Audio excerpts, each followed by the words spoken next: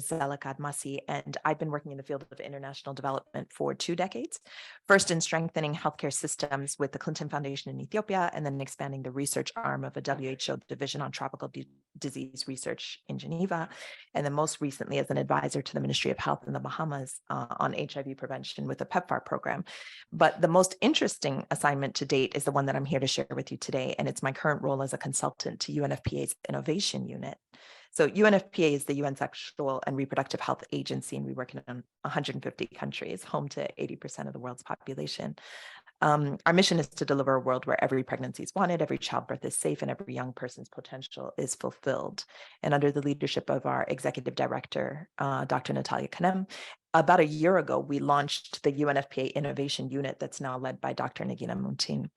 And through innovation, what UNFPA has done is just disrupted inequalities to ensure that rights and choices for all and no one is left behind. And what we do is we take down the barriers to women and girls in obtaining services and exercising their right to sexual and reproductive health, right? So our aim is to achieve the 3 zeros: zero unmet need for family planning, zero preventable maternal deaths, and zero harmful practices and gender-based violence. And we accelerate progress towards the Sustainable Development Goals by 2030.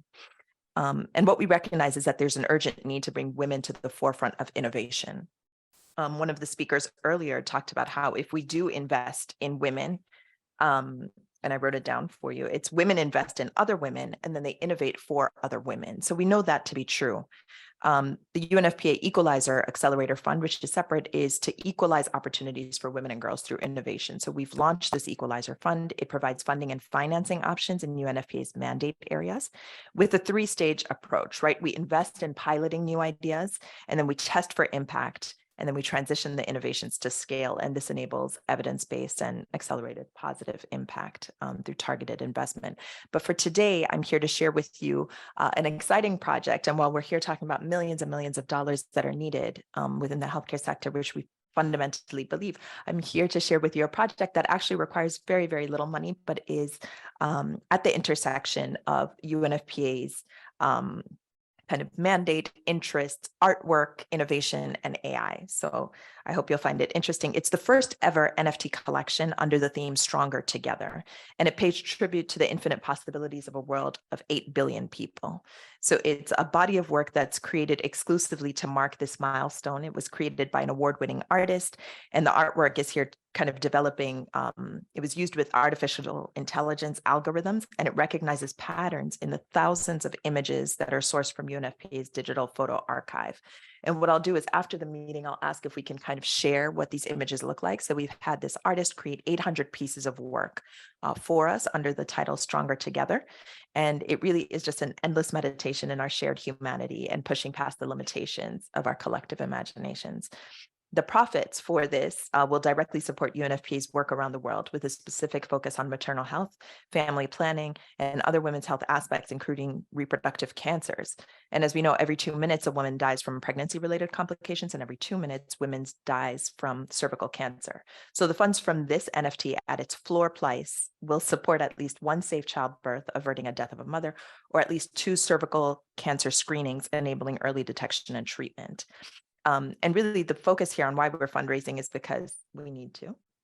And because we're trying to climb a very steep mountain where the innovation space truly has not done a really good job of considering women. And when we consider women, then we empower women, and women tend to create innovations that help other women. And last year, as we know, innovations by women-led social enterprises reached 300,000 women in 21 countries. So we know that this investment in women will kind of yield other results. This is what we've been talking about all day today. But for this small effort of the NFT collection that we're going to display on the screen for you at the end, we're asking for a $30,000 donation, which at this point seems a bit laughable, but I want to share with you why. It's not that this body of work is particularly valuable at this stage, not yet. but it's the first, and it's the first effort of an innovation unit within the United Nations. And here we are trying to leverage NFTs as a way of fundraising so that we're not necessarily compromising the other ways in which we fundraise to do the other work that we do.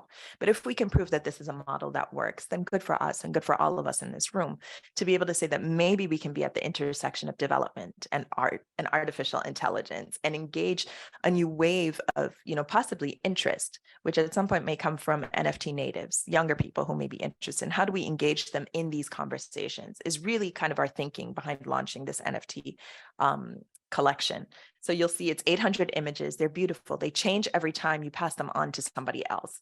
So the idea here is if we were to sell one for $30,000, and not each one, but the entire collection by a single partner who says, I want to purchase, and they purchase the entire collection for $30,000, what that does is that allows you to keep passing on these NFTs to other people and keep the conversation going.